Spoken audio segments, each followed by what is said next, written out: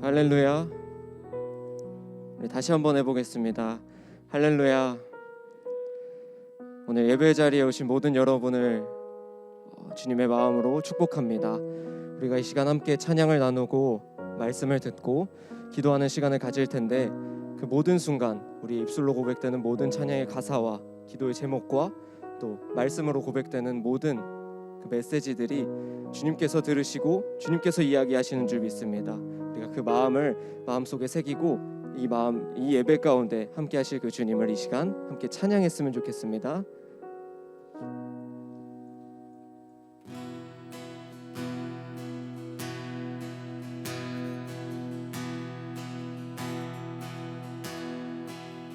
우릴 하나로 부르셨네. 주 안에서 형제된 우리, 십자가의 보혈 자유케 했네. 구원받았네.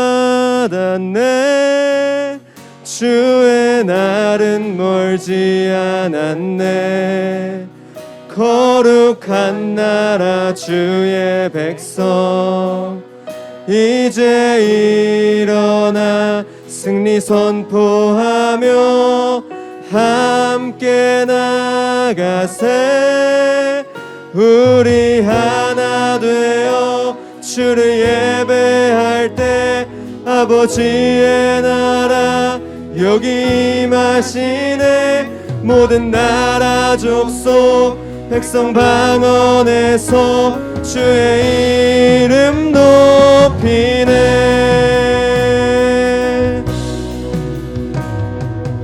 우리 처음부터 다시 한번 고백합시다. 우릴 하나로 부르셨네. 주 안에서 형제된 우리, 십자가의 보혈 자유케 했네. 구원받았네. 주의 날은 멀지 않았네. 거룩한 나라 주의 백성, 이제 일어나 승리 선포하며 함께 나가세. 우리 하나 되어 주를 예배할 때 아버지의 나라 여기 임하시네. 모든 나라 족속 백성 방언에서 주의 이름 높이네. 우리 하나 되어 주를 예배할 때 아버지의 나라 여기 임하시네. 모든 나라 족속 백성 방언에서 주의 이름 높이네. 구원하심이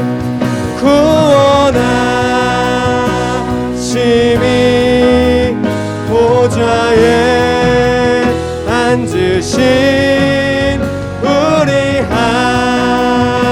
하나님과 어린 양께 구원하심이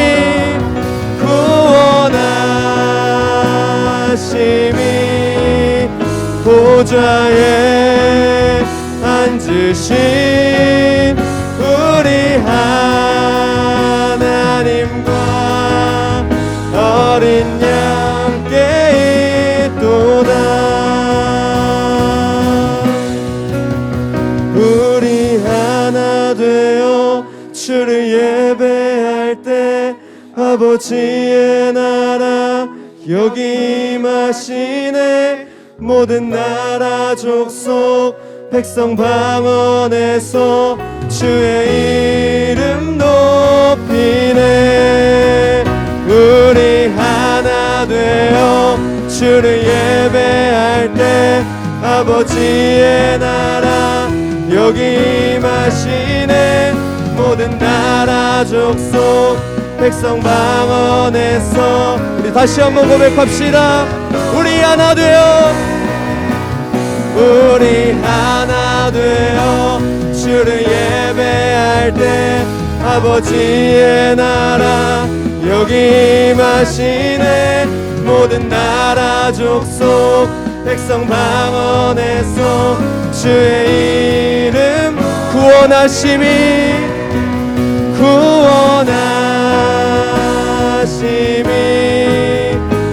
보좌에 앉으신 우리 하나님과 어린 양께 구원하심이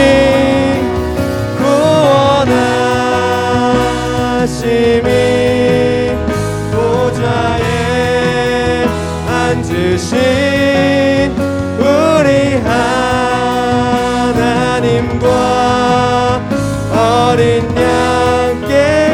어린 양께 있도다. 어린 양께 있도 어린 양께 있도다. 찬양받기 합당하신 주님께 영광의 박수 올려드립시다. 할렐루야.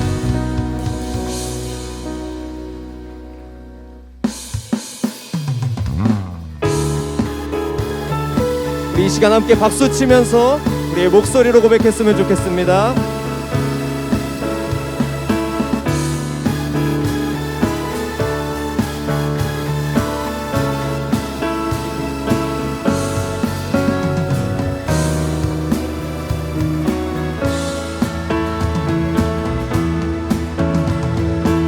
함께 고백합시다. 고난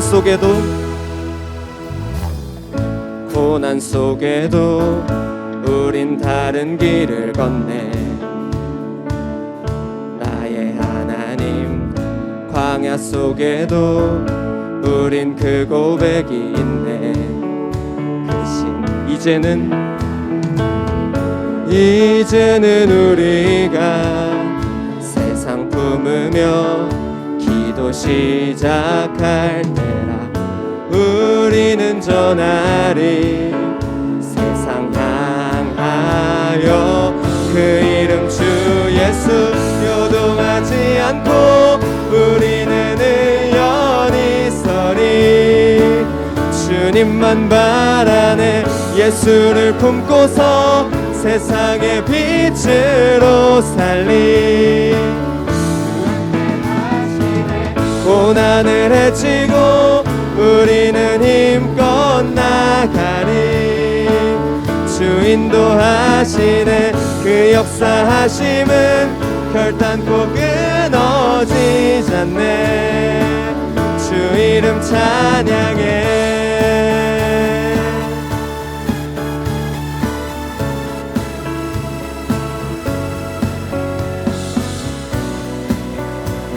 눈물 흘려도 절대 포기 못할 이름. 나의 하나님 시간 속에서 우릴 빚어가는 그는 이제는 우리가 세상 품으며 기도 시작할 때 우리는 저 날이 세상 향하여 그 이름 주 예수 요동하지 않고 우리는 의연히 서리. 주님만 바라네. 예수를 품고서 세상의 빛으로 살리. 주 함께 하시네. 고난을 헤치고 우리는 힘껏 나가리.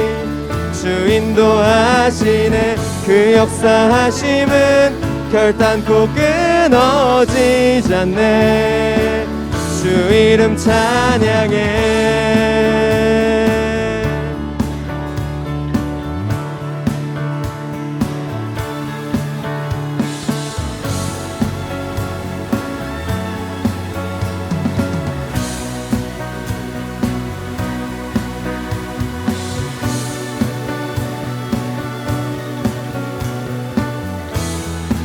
함께 고백합시다.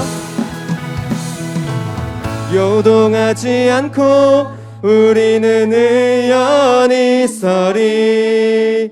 주님만 바라네 예수를 품고서 세상의 빛으로 살리. 주 함께 하시네 고난을 해치고 우리는 힘껏 나가리. 주 인도하시네 그 역사하심은 결단코 끊어지지 않네. 다시 한번 요동하지 않고 우리는 의연히 서리. 주님만 바라네 예수를 품고서 세상의 빛으로 살리. 주 함께 하시네 고난을 해치고 우리는 힘껏 나가리. 주 인도하시네 그 역사하심은 결단코 끊어지지 않네. 주 이름 찬양해.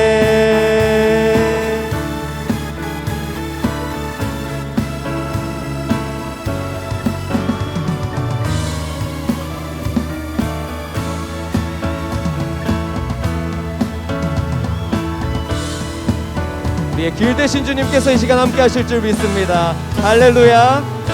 아멘.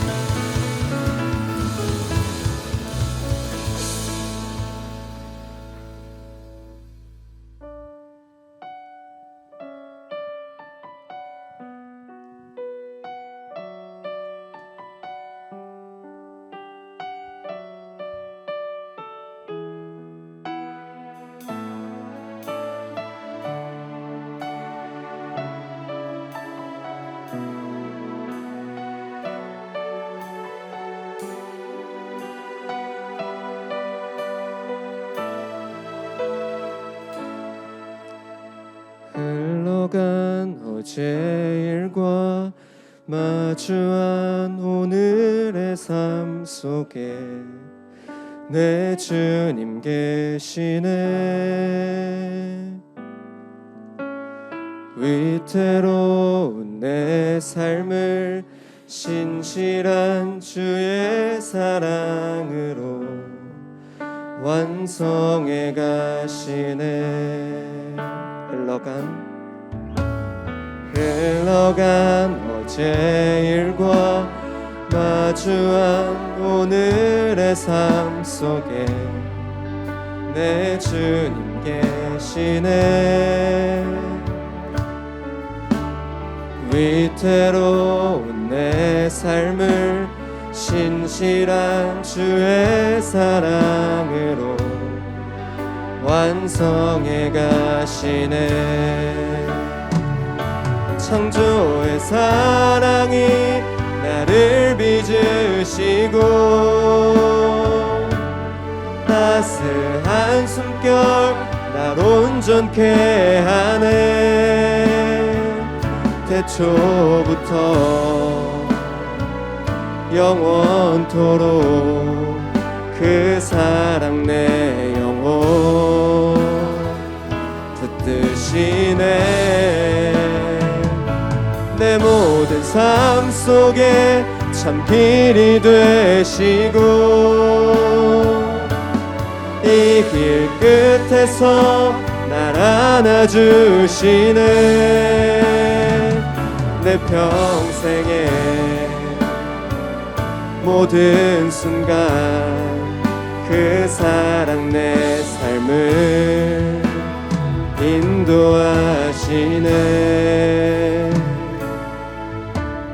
내 삶의 주인이라 깊어진 하루의 끝에서 나 고백하리라.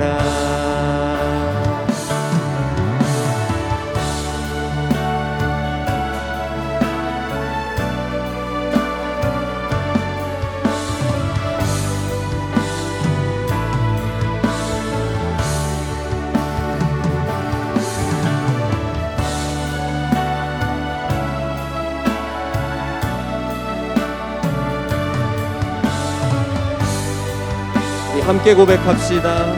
창조의 사랑이 창조의 사랑이 나를 빚으시고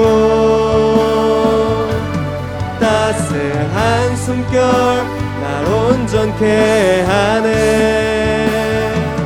태초부터 영원토록 그 사랑 내 영혼 붙드시네. 내 모든 삶 속에 참 길이 되시고 이 길 끝에서 날 안아주시네. 내 평생에 모든 순간 그 사랑 내 삶을 인도하시네. 내 삶의 주인이라 깊어진 하루의 끝에서 나 고백. 우리의 목소리로 고백합시다. 내 삶의 주인이라 깊어진 하루의 끝에서 나 고백하리라. 우리 이 시간 함께 기도하면서 나아갔으면 좋겠습니다. 주님, 나의 삶의 주인 되신 그 주님을 이 시간 초청합니다. 우리 예배의 모습을 받아주시고 우리가 조금은 지치고 피곤할지라도 이 예배의 자리에 나온 이 발걸음을 주님께서 바라봐 주시옵소서. 우리의 외적인 모습이 아니라 우리의 마음을 보시는 그 주님께서 우리가 이 시간 들고 나온 모든 마음들 하나하나를 만지실 줄 믿습니다. 우리 한 사람 한 사람에게 주님 회복을 허락하여 주시옵소서. 우리가 이 시간 그 마음을 가지고 함께 우리의 목소리로 고백하였으면 좋겠습니다. 기도하겠습니다. 주님, 이 시간 주님을 이 자리로 초청합니다. 주님, 우리 예배를 받아 주시옵소서. 우리 예배 가운데 함께 하시고 우리의 마음 가운데 함께 하시는 그 주님께 시간 우리가 이 시간 예배하오니 주님 받아 주시옵소서. 주님 기뻐하여 주시옵소서. 우리가 입술로 고백한 모든 찬양의 가사들이 주님께 전달되길 원합니다. 주님의 귀에 들리길 원합니다. 주님 들으시고 응답하여 주시옵소서. 우리와 함께하여 주시옵소서. 주님,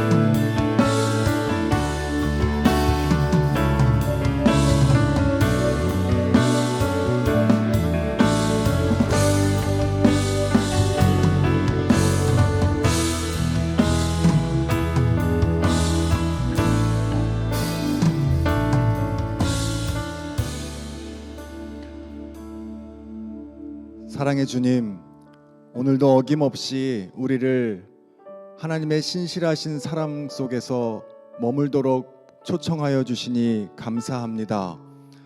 하나님께서 사랑하시는 이 선지동산에서 하나님의 말씀을 배우고 하나님의 소명을 우리가 들으며 그 소명을 따라 훈련하는 생활을 시간을 갖고 있습니다.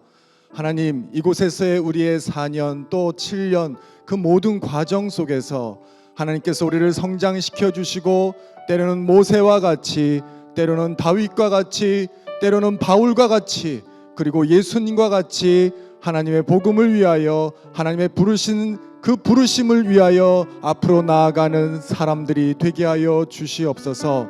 이 학교를 위하여 기도합니다. 하나님 아버지, 총장님을 비롯해서 많은 보직 교수님들 그리고 우리 귀한 교수님들 이 자리에 한 공동체로 불러주셨으니 하나님, 교수님과 교직원 그리고 학생 모두가 한 마음과 한 뜻으로 하나님 이 어려운 시대에 하나님 모든 어려움들을 이겨나갈 수 있도록 하나님 도와주시옵소서. 기도로 준비하며 미래를 하나님 예측하고 하나님 우리가 나아갈 수 있는 귀한 선지 학교 되게 하여 주시옵소서. 아버지 하나님, 우리의 모든 삶을 통하여 역사하시고 또 우리가 이제 중간고사 기간을 지나고 있지만 그 어떤 것도 하나님과 함께하는 시간, 하나님의 말씀 앞에 서는 시간보다 중요하지 않게 하여 주시고 하나님을 위해서 하나님과 함께하는 그 시간들을 통하여 내 삶 속에 내가 미처 예측하지 못한 놀라운 일들을 일으키시는 그 하나님을 우리가 경험하게 하여 주시옵소서. 말씀을 전하시기 위하여 하나님 먼 곳에서 우리 이상일 목사님 모셨습니다. 하나님 그 귀한 사자를 통하여 하나님 우리에게 꼭 필요한 말씀을 증거하여 주시옵시고 우리가 그 말씀을 듣고 바르게 응답하게 하여 주시옵소서. 이 시간에 참된 우리의 스승 되시고 우리와 함께 하시는 예수님의 이름으로 기도하였습니다.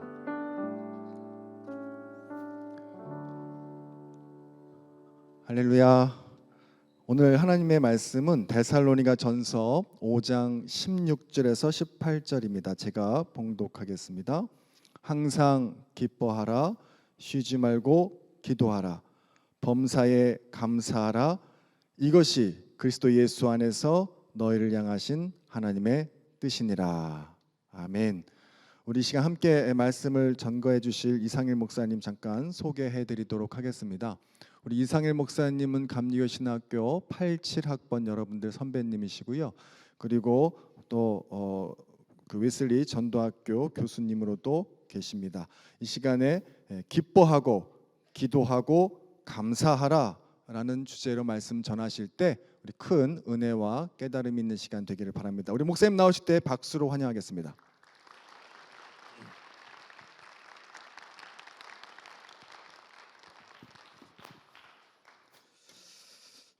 할렐루야. 하나님의 크신 은혜가 오늘 예배하는 모든 우리 형제 자매들에게 있기를 주의 이름으로 축원합니다. 어느 목사님이 어느 교회에서 말씀을 전하려고 하는데 맨 뒤에 앉아 있는 사람이 손을 들더라 합니다. 말씀을 전하는데 손을 든 사람은 처음 봤기 때문에 말씀을 전하는 것을 중단하고 일으켜 세우고 물어봤대요. 왜 손을 드셨나요? 그랬더니 그분이 큰 목소리로 얘기했답니다. 목사님, 뒤에 하나도 안 들려요. 그러더래요. 그때 그 옆에 앉아 있는 사람이 그분을 잡아당기면서 그렇게 얘기했대요. 앉아. 내가 들어봤는데 들을 거 하나도 없어. 라고 했다는 유머가 있어요. 역시 여러분들이 잘 웃지 않으시네요. 우리 아이들이 그래서 늘 저에게 아빠, 그냥 안 하는 게 나아. 이렇게 얘기를 합니다. 오늘 함께하는 여러분들 모두 위에게 주님의 큰 은혜가 있기를 바랍니다. 여기 있는 분들 가운데 대부분은 어떤 전도사, 목회자, 사역자라는 호칭을 갖고 있다라고 제가 압니다. 그런데 여러분, 우리는 사역자이기 이전에 예수의 십자가 복음으로 구원받아서 신앙의 순례의 길을 걷는 신앙의 순례자들입니다. 신앙의 순례 끝까지 잘 가는 것이 쉽지 않습니다. 신앙의 순례 끝까지 잘해야 합니다. 우리는 사역자이기 전에 한 사람의 신앙의 순례자입니다. 그래서 이 신앙의 순례 끝까지 잘 가야 합니다. 여러분, 그것은 두 가지로 결정이 된다고 저는 믿습니다. 첫 번째는 주님의 뜻을 잘 아는 것입니다. 2018년 9월 28일에 인도네시아에 거대한 쓰나미가 일어났습니다. 인도네시아 국적의 바틱 항공사 마펠라라는 기장님이 계셨습니다. 그는 크리스찬입니다. 그가 이제 비행 준비를 하는데 계속 주님이 마음에 그런 마음을 계속 주시는 거예요. 너 빨리 떠나라. 너 최대한 빨리 떠나라. 그래서 관제탑에 허락을 받고 승무원들을 빨리 준비시켜가지고 원래 그 비행기가 5시 55분에 출발하는 비행기였는데 5시 52분에 출발을 합니다. 그리고 6시 2분에 이륙을 하게 되었습니다. 이륙을 할 때 그 활주로가 심하게 요동치는 그런 느낌을 갖게 됩니다. 비행기가 이륙하자마자 쓰나미가 그 공항을 덮쳤습니다. 그래서 그 비행기에 타고 있던 140명이 다 안전하게 비행을 할 수 있었다라고 합니다. 여러분, 다윗이 왕이 되어서 한 일이 무엇입니까? 잊혀진 하나님의 법궤를 자기의 성으로 모셔오는 거였잖아요. 그때 어떤 일이 벌어지죠? 하나님의 법궤를 수레에 싣고 가다가 소가 뛰니까 법궤가 떨어지려고 합니다. 그때 우사가 붙들잖아요. 여러분, 법궤는 제사장만 손을 댈 수 있어요. 그래서 우사가 죽고 말았습니다. 여러분, 그 일이 왜 일어난 겁니까? 중요한 이유가 있습니다. 그 당시에 수많은 제사장과 레위인들이 있었지만 그들이 하나님의 법궤는 제사장들이 메고 가야 한다라는 이 주님의 뜻을 알지 못했기 때문입니다. 여러분, 우리가 주님의 뜻을 잘 아는 것 대단히 중요합니다. 에베소서 5장 17절 말씀에 어리석은 자가 되지 말고 주의 뜻이 무엇인지 이해하라, 깨달으라 라고 했습니다. 여러분은 주님의 뜻을 잘 깨닫고 있습니까? 두 번째는 주님의 뜻을 깨달았다면 그 주님의 뜻에 순종하는 것이 중요합니다. C.S. 루이스가 했던 유명한 얘기가 있습니다. 신앙생활이 뭐냐? 순종의 학교에 입학하는 거다라고 했습니다. 여러분, 우리가 신앙의 순례를 한다는 것은 그저 말잔치에 하객이 되는 것을 의미하는 게 아닙니다. 주님의 말씀에 순종하는 것입니다. 여러분, 미국의 유명한 복음주의자, 여러분도 잘 아는 분이 있을지 모르겠습니다. 에이든 토저라는 분이 계십니다. 그분이 신앙의 깊이를 더하라라는 책에서 이런 얘기를 했습니다. 오늘 우리의 문제가 뭐냐? 인정해서 따름으로 나아가지 않는 것이 우리의 큰 문제다라고 했습니다. 예수가 나의 그리스도다라는 사실을 인정합니다. 그런데 문제는 그 예수님의 가르침을 따르지 않는 겁니다. 바울의 가르침을 인정합니다. 그런데 그 바울의 가르침을 살아내지 않는 것입니다. 그것이 오늘 우리의 큰 문제라고 했습니다. 오늘 여러분은 주님의 뜻을 알고 그 주님의 뜻을 따르는 분들이십니까? 순종하고 있는 분들이십니까? 여러분, 많은 사람들이 이런 얘기 하잖아요. 첫 번째 종교개혁이 믿음의 종교개혁이었다면 두 번째 종교개혁은 삶의 종교개혁이 되어야 된다. 순종의 종교개혁, 주님의 뜻을 따르는 종교개혁이 일어나야 된다라고 했어요. 여러분, 그런 의미에서 성경에서 우리가 순종이 가장 어려운 말씀이 오늘 우리가 읽은 말씀이 아닐까라는 생각을 합니다. 오늘 말씀이 그랬어요. 항상 기뻐하라, 쉬지 말고 기도하라, 범사에 감사하라, 이것이 너희를 향한 하나님의 뜻이다 라고 하셨습니다. 여러분, 데살로니가 교회 성도들에게 주신 말씀이었습니다. 데살로니가 교회는 아주 모범적인 교회였습니다. 그래서 바울이 그들에게 편지할 때 뭐라고 하는가 하면 너희들이 믿음의 역사와 사랑의 수고와 소망의 인내를 내가 알고 있다. 그저 말뿐인 믿음이 아닙니다. 관념, 교리, 지식 덩어리의 믿음이 아닙니다.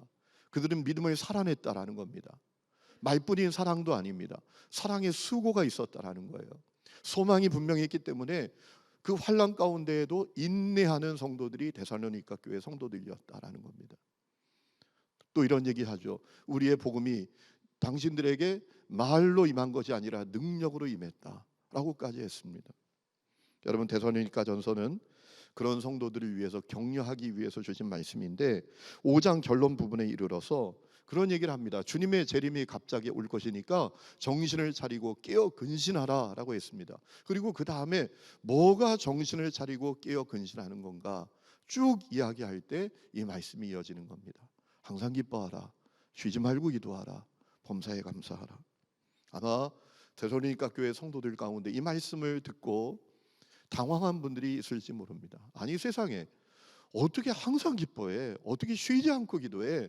어떻게 모든 일에 감사하냐고. 여러분, 이 데살로니가의 상황이 쉽지 않았습니다. 바울이 복음 전하다가 야밤 도주를 할 정도로 심각한 지역이 이 데살로니가였습니다. 오늘 우리에게도 마찬가지입니다. 여러분, 우리의 삶이 쉽습니까? 우리의 삶이 결코 간단치 않죠. 우리에게 많은 문제가 있습니다. 결핍의 문제도 있습니다. 고난의 문제도 있습니다. 우리가 살아가는 현실이 불의가 정의로 둔갑되는 사회입니다. 우리가 끊임없이 신정론에 대해서 질문할 정도로 정말 불의가 정의로 바뀌는 그런 일들이 우리 사회에 얼마나 많습니까? 희망이 없고 절망뿐인 시대에 우리가 어떻게 항상 기뻐하고 쉬지 않고 기도하고 범사에 감사할 수 있겠는가? 그들의 마음도 당황스러웠고 오늘 우리의 마음도 사실 이 말씀을 살아내려고 하면 너무나 당황스러운 말씀일지도 모릅니다. 그런데 이런 생각을 한번 해봅시다. 주님은 우리에게 살아낼 수도 없는 말씀을 하시는 분입니까? 그렇다면 주님은 인자와 사랑이 한이 없는 분이 아니라 너무나 고약한 하나님 아니겠습니까? 여러분, 우리가 할 수 있기 때문에 주님께서 항상 기뻐하라고, 쉬지 말고 기도하라고, 범사에 감사하라고 말씀하신 줄로 저는 믿습니다. 우리는 항상 기뻐할 수 있습니다. 어떻게 항상 기뻐할 수 있습니까? 하나님이 나를 기뻐하시기 때문에 우리는 기뻐할 수 있습니다. 왜 하나님이 여러분을 기뻐하십니까? 여러분이 하나님의 자녀이기 때문입니다. 여러분, 우리는 주님의 자녀입니다. 예수 십자가 복음으로 구원받은 우리는 하나님의 자녀입니다. 여러분, 그래서 주님께서 여러분을 기뻐하십니다. 여러분, 부모는 자녀가 그냥 기쁩니다. 못나도 기쁩니다. 사고를 쳐도 기쁩니다. 부족해도 기쁩니다. 여러분이 부모가 되면 그 마음 알게 될 겁니다. 제가 한 번은 목양실에서 책을 읽고 있는데 누가 노크도 하지 않고 문을 확 열고 들어와요. 그리고 물어보지도 않고 냉장고로 저벅저벅 걸어가더니 냉장고 문을 열고 음료수를 꺼내더니 뚜껑을 뻥 따가지고 그것도 소파에 벌러덩 누워서 꿀꺽꿀꺽꿀꺽 막 마시기 시작합니다. 얼마나 당황스러워요. 근데 저는 하나도 당황스럽지 않았어요. 왜? 그 아이가 제 아들이었기 때문입니다. 자녀는 그런 거예요. 자녀는 그냥 기쁜 거예요. 여러분, 우리가 하나님의 자녀입니다. 하나님 우리를 기뻐하십니다. 그래서 우리가 기뻐할 수 있는 거예요. 제가 초등학교 4학년 때 제 아버지가 공무원 생활을 하시다가 사업을 시작하셨는데 그게 잘못됐습니다. 그래서 쫄딱 망했습니다. 부모님은 저 멀리 광산에 일하러 가시고 제 누님과 저와 살게 되었어요. 너무나 비참한 세월이었습니다. 창문도 없는 단칸방에 봉지 쌀 사다 먹으면서 살았습니다. 근데 어렸지만 저는 저의 인생을 저주했습니다. 나는 왜 이렇게 이 세상에 태어나서 이렇게 비참하게 살아가야 되나? 그런 마음으로 가득했습니다. 그러다가 중학교 3학년 때 예수님을 만났습니다. 근데 제 안에 기쁨이 왔습니다. 하나님 나를 사랑하시고 내 아버지가 되신다. 나를 자녀 삼으신다. 그것이 제 마음을 얼마나 기쁘게 했는지 모릅니다. 그 기쁨이 제 안에 있는 모든 어두움과 모든 한숨과 모든 절망을 다 사라지게 만들었습니다. 여러분, 누가 뭐래도 여러분은 하나님의 자녀들입니다. 하나님 여러분을 기뻐하십니다. 그래서 우리는 기뻐해야 합니다. 여러분, 그렇지 않으면 큰 문제가 생깁니다. 내가 하나님의 자녀라는 것 때문에 기뻐하지 않으면 어떤 문제가 생깁니까? 우리가 다른 것에서 기쁨의 조건을 찾기 시작합니다. 세상 지위, 성공, 명예, 돈, 부동산, 쾌락, 중독, 명품 이런 것에서 기쁨의 조건을 찾아요. 여러분, 그 기쁨의 조건은 유통기한이 너무나 짧아요. 우리의 마음을 금방 허무하게 만듭니다. 더욱이 우리가 하나님의 자녀라는 사실 때문에 기쁨을 갖지 못하면 어떤 문제가 생기죠? 우리는 사역을 해도 너무나 무기력한 사역자가 됩니다. 그저 연기하는 사역자에 불과하게 됩니다. 내 안에 기쁨이 없는데 마치 기쁨이 있는 것처럼 연기하는 거예요. 여러분, 그런 얘기 들어보셨나요? 어떤 사역자가 사역을 하는데 너무 사역이 안 돼요. 너무 마음이 힘들었어요. 산책을 합니다. 공원에서 마술하는 사람을 만났어요. 그 사람에게 엄청난 사람들이 몰려들어요. 막 응원을 하고 박수를 치면서 환호하는 거예요. 마음에 절망감이 있었어요. 야, 마술을 해도 저렇게 사람이 모이고 사람들이 환호하는데. 그때 주님께서 그에게 그런 마음을 주시더래요. 야, 너는 정말 문제가 있어. 저는 가짜를 진짜처럼 하지만 너는 진짜를 가짜처럼 해. 여러분, 우리가 하나님의 자녀라는 사실 때문에 기뻐하지 못하면 우리는 사역을 해도 무기력한 연기를 하는 사역자가 된단 말이에요. 오늘 여기 있는 여러분들이 다 하나님의 자녀입니다. 그것이 여러분의 마음을 기쁘게 하고 가슴 뛰게 하는 놀라운 역사가 있으면 좋겠습니다. 두 번째는 쉬지 않고 우리는 기도할 수 있어요. 중요한 이유가 있습니다. 주님이 쉬지 않고 나의 기도를 들으시기 때문입니다. 우리가 살아가면서 인생의 겨울을 만납니다. 때로는 감당하지 못한 문제, 누구에게도 말하지 못할 문제도 만납니다. 때로는 인생의 변방에 나 홀로 서 있는 것 같은 그런 때도 만납니다. 저도 그런 때가 여러 번 있었습니다. 내 주위에 그렇게 사람이 많은데도 외로운 거예요. 내 주위에 가족도 있어요. 친구도 있어요. 그런데 나 혼자 인생의 변방에 홀로 서 있는 것 같은 그런 인생의 겨울도 만납니다. 여러분, 그때 주님이 우리에게 말씀하십니다. 나는 쉬지 않고 들을 준비가 돼 있다.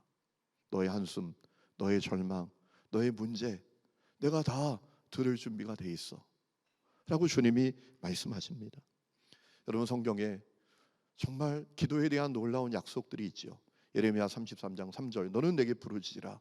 내가 너에게 응답하겠고 네가 알지 못하는 그거 은밀한 일을 보이리라. 요한복음 16장 24절, 지금까지는 너희가 내 이름으로 아무것도 구하지 않았지만 구하라, 그리하면 받으리니 너희 기쁨이 충만하리라. 여러분, 이 말씀은 성경 속에 있는 문자가 아닙니다. 우리에게 실현되는 약속이에요. 주님 우리에게 말씀하세요. 쉬지 않고 나는 들을 준비가 돼 있다. 그래서 쉬지 않고 기도하라고 하시는 거예요. 저희 권사님 한 분이 저 평화시장에서 가방 가게 하거든요. 여러분, 요즘 사업하는 분들은 정말 힘들어요. 하루 종일 가게를 열어도 가방 한 개를 못 팔 때가 많습니다. 이분이 그렇게 시간을 보내다가 어느 날 아침에 가게 문을 열 때 정신이 번쩍 나더래요. 아니, 이럴 게 아니지. 하나님께 기도해야지. 기도하라고 하셨잖아. 그래서 그 가게는 오픈된 가게입니다. 그죠? 가게 문이 있는 가게가 아닙니다. 노점과 비슷한 가게입니다. 그죠? 상가가 쭉 있고 문도 없는 그런 가게인데 그 가게에서 무릎을 꿇고 이 권사님이 기도하신 거예요. 하나님 도와주세요. 하나님 정말 힘들어요. 그렇게 기도하셨대요. 놀라운 사실은 그날 평상시에 한 개도 안 팔리던 그 가게에서 가방이 107개가 팔렸어요. 여러분, 주님 우리의 기도를 들으세요. 쉬지 않고 들으세요. 제가 1994년에 신학교 졸업했거든요. 제가 87학번이고요. 저희 때는 수련목 제도가 없었어요. 그저 목사가 되려면 무조건 담임 목회를 해야 돼요. 저는 신학교를 졸업할 때 내가 신학교 졸업하기만 하면 나에게 오라고 하는 교회가 되게 많을 줄 알았어요. 그런데 한 교회도 없더라고요. 참 신기한 건 목사 친구들, 죄송합니다. 목사 자녀인 친구들은 목회 임지를 그렇게 잘 찾아 나가는데 저는 아버지가 목사님도 아니었어요. 장로님도 아니었어요. 어느 교회에서도 저에게 우리 교회에 와서 사역해 달라고 하는 교회가 한 교회도 없었어요. 그래서 제가 동분서주하면서 임지를 알아보고 사역지를 찾았어요. 근데 안 되는 겁니다. 그러다가 올해는 담임 목회를 못 나가겠구나 생각하고 교육전도사로 사역하려고 하는데 참 놀라운 것은요, 교육전사도 다 거절당하는 겁니다. 여러분 보실 때 어때요? 저를 보실 때 제가 거절당할 만한 그런 사람 같아요? 아니잖아요. 나중에 알고 봤더니 그게 다 하나님의 훈련이었어요. 한 교회도 저에게 교육전사로 사역하라고 하는 교회도 없는 거예요. 그래서 제가 기숙사에서 짐을 빼서 이제 집으로 내려가게 되었습니다. 버스를 타고 가는데 버스 안에서 한없이 눈물만 나는 거예요. 사역지도 찾지 못해서 그저 집으로 내려온 이 모습을 어떻게 부모님께 보여드리나. 버스 안에서 울고 있는데 제 안에 주님께서 그런 마음을 주셨어요. 야, 너는 왜 사람에게만 부탁하고 나에겐 부탁하지 않니? 실제로 제가 정말 주님께 그 문제를 내려놓고 간절히 기도한 적이 없었어요. 사람만 쫓아다니는 거예요. 동분서주하는 거예요. 제가 그때 결단했습니다. 절대로 사람에게 부탁하지 않고 하나님께만 부탁하리라. 그래서 1년 동안 하나님께서 저를 기도를 시키더라고요. 그리고 그해 12월에 목사님이 갈 수 있는 그런 교회, 서울이 담임 전도사가 갈 수 없는 그런 교회에, 제가 생각하지도 못했던 그런 교회에 담임 전도사로 청빙을 받게 되었어요. 여러분, 주님께서 우리에게 쉬지 않고 기도하라고 하신 이유가 있습니다. 주님은 쉬지 않고 우리의 기도를 들으십니다. 우리 한숨, 우리의 절망, 우리의 말할 수 없는 그 문제까지도 주님이 들으세요. 세 번째, 우리는 범사에 감사할 수 있어요. 왜 그렇죠? 범사에 주님이 함께 하시기 때문입니다. 여러분, 복음은 세 가지 면이 있죠. 성육신이 복음입니다. 죄는 내가 졌는데 죄값 예수님께서 치르신 그 십자가의 대속도 복음입니다. 그리고 세 번째 복음이 있죠. 삼위일체 하나님이신 성령께서 내 안에 오셔서 영원토록 나와 함께 하시는 것 아니겠습니까? 요한복음 14장 16절에 이렇게 되어 있습니다. 내가 아버지께 구하겠으니 그가 또 다른 보혜사를 너에게 주사 영원토록 너희와 함께 있게 하리니 그는 진리의 영이라. 세상은 능히 그를 받지 못하나니 이는 그를 보지도 못하고 알지도 못함이라. 그러나 너희는 그를 아나니 그는 너희와 함께 거하시며 또 너희 속에 계시겠습니다. 여러분, 이 말씀은 성경 속에 있는 좋은 얘기 아닙니다. 문자가 아닙니다.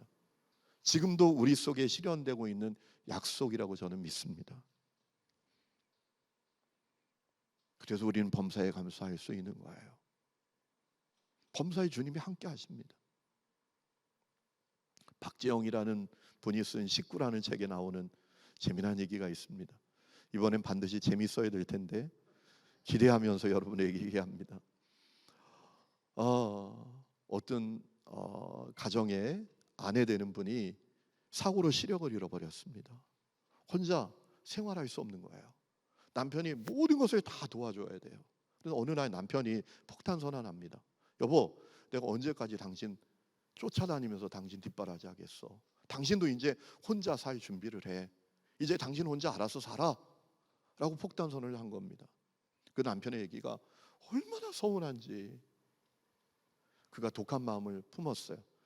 남편에게 보란듯이 내가 남편 도움 받지 않고도 잘 살아보리라. 이런 마음을 갖게 되었어요. 그리고 1년 동안 열심히 살았습니다. 어느 날 버스를 탔습니다. 버스를 탔는데 버스 안에서 라디오 방송이 나오는 거예요. 그 방송의 내용 가운데 진행자가 청취자가 보낸 사연을 읽는데 좋은 남편 만나서 행복하게 사는 그런 사연이었습니다. 화가 났습니다. 그래서 자기도 모르게 큰 소리로 야 팔자 좋다 팔자 좋다, 남편 만나서 진짜 팔자 좋게 사네, 이렇게 자기도 모르게 혼자 소리를 하게 된 거예요. 그 얘기를 듣고 있던 버스 기사님이 그렇게 얘기했답니다. 참 아줌마도 부럽긴 뭐가 부러워요. 아줌마 남편이 더 대단하지. 아니, 아줌마 남편이 1년 365일 하루도 거르지 않고 아줌마 뒤만 졸졸 따르는데 뭐가 부러워요? 라고 하더랍니다. 그때 그 남편이 그 아내의 뒷자리에 앉아 있었다고 합니다. 여러분, 우리 주님이 그런 분이세요. 우리 주님이 언제나 우리와 함께 하십니다. 그래서 우리는 범사에 감사할 수 있는 겁니다. 우리의 삶이 평탄하지 않죠. 여러분, 그런데 맑은 날은 맑은 날대로, 흐린 날은 흐린 날대로, 비바람 폭풍과 치는 날은 그날 날대로 다 아름다운 날입니다. 다 소중한 날입니다. 왜? 주님이 함께 하시기 때문에. 그래서 우리는 모든 일에 감사할 수 있는 거예요. 제가 지금 사역하는 교회에서 13년째 사역을 합니다. 2010년에 저희 교회에 와서 사역을 시작을 했습니다. 그 전에는 저 부산에서 사역을 했습니다. 여기 혹시 부산 출신들 있으신가요? 참 부산이 신앙생활 하기도 어렵고 사역하기도 어려운 그런 지역이죠. 제가 그 교회에 처음 부임했을 때 깜짝 놀랐습니다. 왜냐하면 교회가 계단 99개 위에 있는 거예요. 저는 얼마나 놀랐는지 몰라요. 여러분, 부산은 평지가 별로 없잖아요. 바다가 있고 평지 조금 있고 언덕이 있고 그리고 그 위에 또 길이 있고 뭐 이런 식이잖아요. 그러니까 교회가 아랫길과 윗길 사이에 있는 거예요. 교회까지 올라가면 계단 99개 올라가야 되고 거기서 계단 100개를 올라가면 또 윗길을 만나는 겁니다. 제가 조금 일찍 와서 대학원 올라가는 계단이 몇 계단이나 되나 세어봤거든요. 아는 분 계신가요? 29계단이더라고. 그 계단에 3배가 넘는 계단을 올라가야 교회가 있는 거예요. 와, 너무나 마음이 당황스러웠어요. 그 교회가 미래가 없는 교회였기 때문에 오시는 목사님들마다 교회를 이전해서 새롭게 건축하려고 애를 쓰는데 다 교우들의 반대 부딪히는 거예요. 여러분도 나중에 사역을 하게 되면 그런 분들이 꼭 교회에 있거든요. 목사님, 내 눈에 흙이 들어가기 전까지는 안 됩니다. 이런 분들이 있어요. 그래서 이 교회가 약 300명 정도 모였던 교회인데 80명 정도 모이는 그 정도까지 교회가 쇠락한 거예요. 그런 교회에 제가 부임을 하게 됐습니다. 어떻게 합니까? 기도해야죠. 그래서 성도들과 함께 간절히 기도했습니다. 그리고 회의를 열었습니다. 놀라운 일이 일어났습니다. 만장일치로 교회를 이전해서 건축하기로 결정을 했습니다. 하나님께서 그 결정을 기뻐하시고 그 부산 시내에 땅을 주셨는데요. 사하구 괴정동 괴정역 1번 출구에서 약 70m 정도 가면 430평의 대지가 있었어요. 그것도 하나님께서 기적적인 역사로 허락해 주셨어요. 문제는 그 교회 부지를 매각하는 거였어요. 교회가 230평이었는데 이게 한 필지도 아닙니다. 99개 계단 올라가면 예배당이 있습니다. 거기서 계단 15개를 올라가면 2층 집을 사서 교육관으로 쓰고 있습니다. 거기서 15계단을 또 올라가면 사택이 있습니다. 230평이 세 필지로 나눠져 있습니다. 여러분, 기적이 일어났습니다. 그 교회 부지를 매각하기 위해서 부동산이나 교계, 신문 같은데 광고를 했는데 놀랍게도 한 사람도 보러 오지 않는 거예요. 알고 보니까 맹지예요. 아무것도 할 수 없는 땅이에요. 큰일이 난 거죠. 시간이 지나갑니다. 만장일치로 결정했던 성도들 가운데 불평과 원망이 쏟아져 나오기 시작합니다. 그런데 이상하게도 저는 현실을 보면 절망인데 무릎 꿇으면 믿음이 생기는 거예요. 하나님께서 해결해 주신다. 어느 날 주님이 저에게 그런 감동을 주셨어요. 야, 6월 달 안에 이 땅이 매각되니까 너 믿음으로 성도들 앞에서 선포하라. 여러분, 했을까요? 못했을까요? 제가 못했죠. 왜? 선포했다가 안 되면 어떡합니까? 내 목회지 도력이 끝나는 거잖아요. 그런데 하나님이 얼마나 강권하시는지 결국 제가 선포를 했습니다. 언제 했을까요? 사람들이 제일 오지 않는 새벽 기도의 시간에. 사랑하는 성도 여러분, 주님이 저에게 뜨거운 감동을 주셨습니다. 6월 달 안에 이 땅이 매각된다고 주님이 저에게 말씀하셨습니다. 했더니 거의 아멘을 안 해요. 알고 보니까 교회 앞에 집이 있어요. 약 70평 정도 되는 부지를 가진 집이 있는데 그 집이 7년 만에 매각이 됐대요.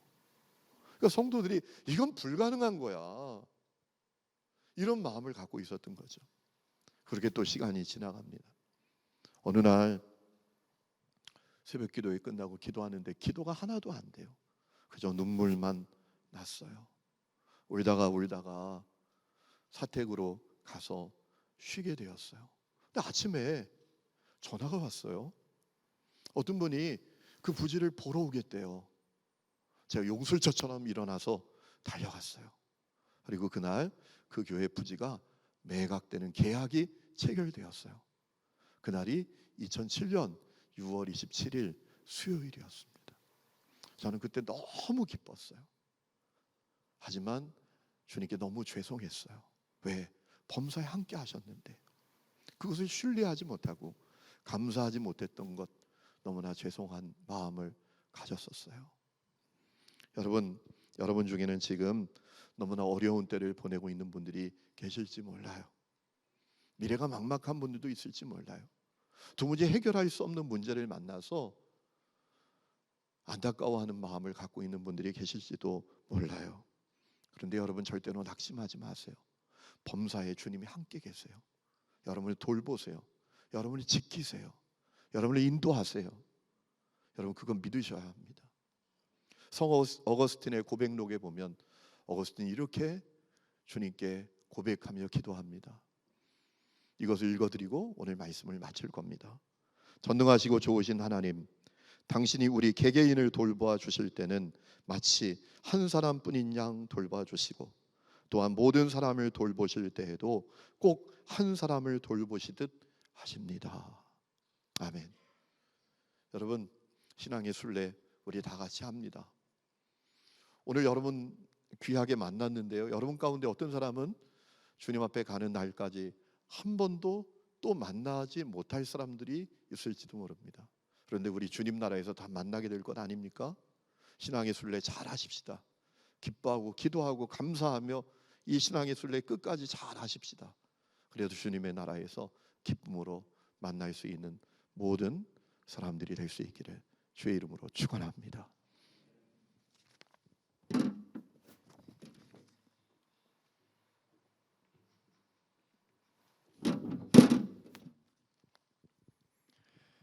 예, 우리 이상일 목사님 말씀 너무 감사드립니다. 유머스럽지는 않으신 것 같아요.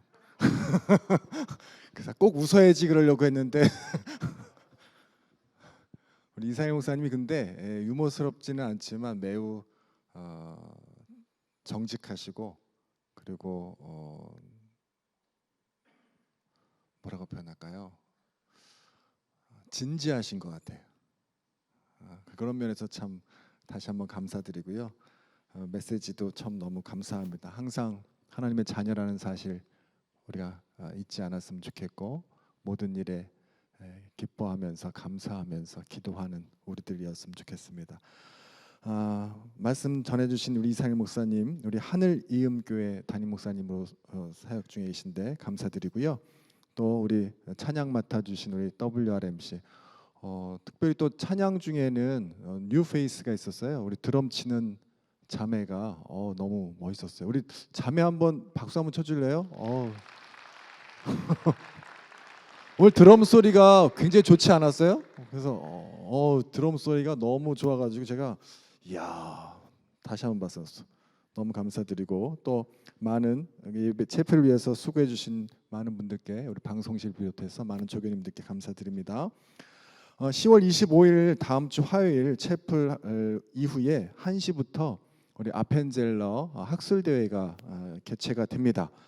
강사분으로 우리 장신대 종교개혁사 교수님인 박경수 박사님 오시고요.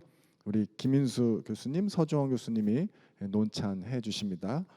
많이 참석해 주시면 고맙겠고 또 참석하시는 분들은 점심 대용으로 우리 샌드위치 세트를 제공해 드린다고 합니다.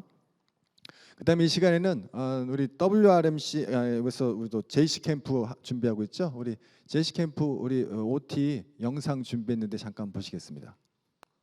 난 JC 홍보맨. 좋아하는 캠프는 JC 2023 커넥티드 은혜 충만 사랑 충만 JC 캠프. 좋아하는 겨울 캠프는 커넥티드 지저스 캠프 조이풀 체인지. 다채로운 중에서도 제일 좋은 건 역시 함께 은혜 받는 JC 캠프종. 이건 은혜의 대잔치. 주님의 캠프 JC 캠프. 한번 더. 난 JC 홍보맨. 전 JC 기대를 많이 하는데요. 일어나서 한번, 공부 중에 한번, 강의실에서 한번, 집에 들어가다 홍보 영상 보고 웃고 한번, 또 주말에 교회 가서 한번, 생각날 때마다 시도 때도 없이 기대하며 JC 기도한답니다. 이건 은혜의 대잔치. 주님의 캠프 JC 캠프. 난 JC 홍보맨. 좋아하는 캠프는 JC. 끊임없이 반복하나 봐요. 우리 JC 캠프 저도 한번 가봤었는데 아주 참 훌륭한 좋은 캠프입니다. 2학기 출결 예배 방식 여러분 잘 아시니까 홈피 참고해 주시기 바라고요. 우리 다 같이 일어나셔서 옆에 있는 분과 인사하겠습니다. 당신은 한국교회의 희망입니다. 네, 우리 이상일 목사님 나오셔서 축도해 주시겠습니다.